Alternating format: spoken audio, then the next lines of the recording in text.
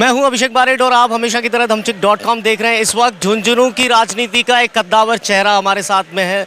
झुंझुनू से कांग्रेस के लोकसभा प्रत्याशी श्रवण कुमार जी हमारे साथ में हैं। बात करेंगे कुछ नई और पुरानी चीज़ों पर, जानेंगे क्या रुख है। सबसे पहले तो आपको बहुत सारी बधाइयाँ कि आप इस बार प्रत्याशी हैं कांग्रेस की तरफ। Thank you.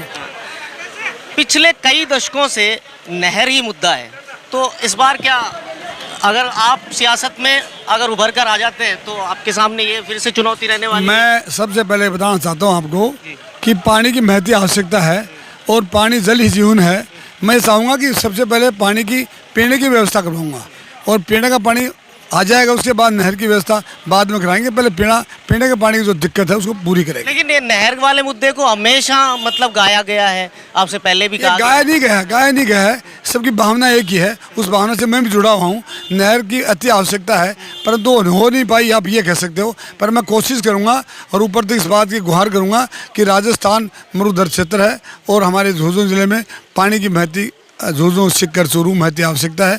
शेखावाटी पानी के लिए बहुत अभाव है, इसलिए मैं कोशिश करूँगा, परंतु महती आवश्यकता पानी पीने की रखेगा। कांग्रेस की एकजुटता बैठक हुई तो सभी लोग पहुंचे पर विजेंद्र जी नहीं पहुंचे उसमें, तो इस बात को किस तरह से देखते हैं? आप भी तीसरे पुत्र बताते हैं। विजेंद्र भी आएगा, हो सकता है कहीं काम के लिए गया होगा। पुत्र तो है उसमें कहाँ दिक्कत। आप तीसरा पुत्र बताते हैं तीसरा मौला साहब का खुद को। तो मैं क्या वो जबान को बदलूंगा? मैं तो हूँ ही ना। पर वाट कहना है कि वो नहीं आ पाया, वो इधर उधर कहीं चला गया होगा, आ जाएगा ना, जाएगा कहाँ? कहीं ऐसा तो नहीं है कि राजनीतिक गलियारों में ऐसी चर्चा है कि जो वहाँ पर लोग इकट्ठा हुए वो सब एंटी ओला कैंप थे? कहाँ इकट्ठे हुए?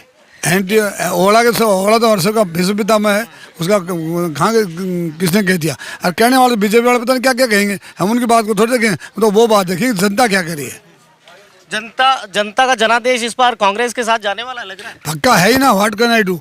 तुम सोच क्या रहे हो? उसको पक्का होगा ना, ये तो जीतेगा ही कांग्रेस। हम कुछ नहीं सोच रहे, हम भी आपकी तरह जनता की आवाज है। जनता की आवाज और जनता की आवाज को तो हम तक पहुंचा रहे हो। हम आप तक आपके माध्यम से पहुंचा रहे हैं कि कांग्रेस 100% जीतेगी और कांग्रेस ही सुशासन दे सकती है। बीजेपी ने कुशासन दिया था और मोदी तो केवल जुमलाबाजी के सिवा कुछ किया ही नहीं। मोदी जी का जो केंद्रीय नेतृत्व है उस पर कांग्रेस भी सवाल उठाती है, लेकिन बीजेपी के जो प्रत्याशी आपके सामने वो आप पर ही सवाल कई सारे उठाते हैं। वो तो कैंडिडेट तो वो है ही नहीं, वो तो शराब की दुकान है, सुबह पीता है, शाम को पीता है और भाषण भी देता है। 2 पाव पियो, 3 वोट पटाओ, 2 रोटी खा के सो जाओ। उसके बाद है क्या? उसकी राजनीति केवल 5 साल और 4 महीने की। श्रवण कुमार की राजनीति 38 साल की पूरी हो चुकी है और ऊपर चले गए दिन।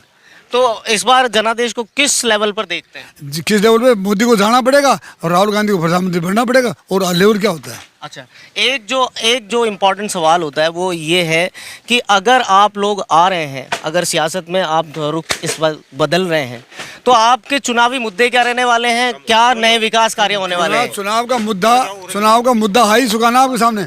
राहुल जी ने न्याय योजना चलाई है जो गरीब के 6,000 रुपये प्रति माह जाएगा और 72,000 रुपये साल में जाएगा, 3,60,000 रुपया पूरी 5 साल में जाएगा। मोदी जी ने कहा था 15 लाख रुपये लेके आऊँगा, किसी खाते में नहीं डाला। काला धन लेके आऊँगा, काले धन की तरह काले बादशाह लेके आ गया, कुछ यार दर्दा नहीं है। और उसने कहा था 2 करोड़ नौकरी दूंगा, 20 आदमी को नौकरी नहीं दी। झूठ बोलने की सीमाएं पार होगी, मंदिर वहीं बनेगा और क्या नाम 370 की धारा हटेगी। सारी बातें झूठ बोल के अब क्या कहता है? हिंदू मुस्लिम का कार्ड खेला हूँ, ये कार्ड नहीं चलने वाला है। हिंदू मुस्लिम सिख ईसाई हमें सब भाई भाई।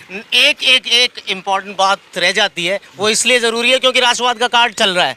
राष्ट्रवाद की बात पर आते हैं तो अगर शेखावाटी में देखें तो 9% सैनिकों का एरिया है, तो सैनिक जो है उनके क्या राष्ट्रवाद के साथ में चले जाएंगे? क्या उनका ध्रुवीकरण उस तरफ हो जाएगा? सैनिक हमारा आदरणीय है, सैनिक हमारा देश का रक्षक है और सैनिकों को राजनीति के बीच में मत घसीटो। मोदी जी को हमने कह दिया है, आज तक हमने जब भी कोई प्रधानमंत्री बना है, इंदिरा जी ने बांग्लादेश को पाकिस्तान को 2 भागों में बांटा था और कितनी बड़ी सर्जिकल स्ट्राइक की थी इंदिरा जी ने कभी। ये केवल फैल हुआ आदमी है, ये गुजराती आदमी फौजी होता ही नहीं है। वो तो कहता है हेटरो मोटो मान से तने नहीं मालूम। तो ये गुजरात का आदमी फौज का जानता ही नहीं। फौजी हिंदुस्तान में शेखावाटी लोग जानते हैं। हमारा सैनिक शहीद होता है, मेरा भाई शहीद हुआ है। ये कुछ नहीं, मोदी गुजराती आदमी था, इन्हें कार्ड खेलना शुरू कर दिया। ये कार्ड फैल हो जाएगा और राजस्थान में नहीं हिंदुस्तान में कांग्रेस का सारा राज स्थापित होगा और मोदी को यहाँ से जाना पड़ेगा। मोदी यहाँ रुक नहीं सकता, मोदी फैल हो चुका है और इसकी जुमलेबाजी खत्म हो चुकी है।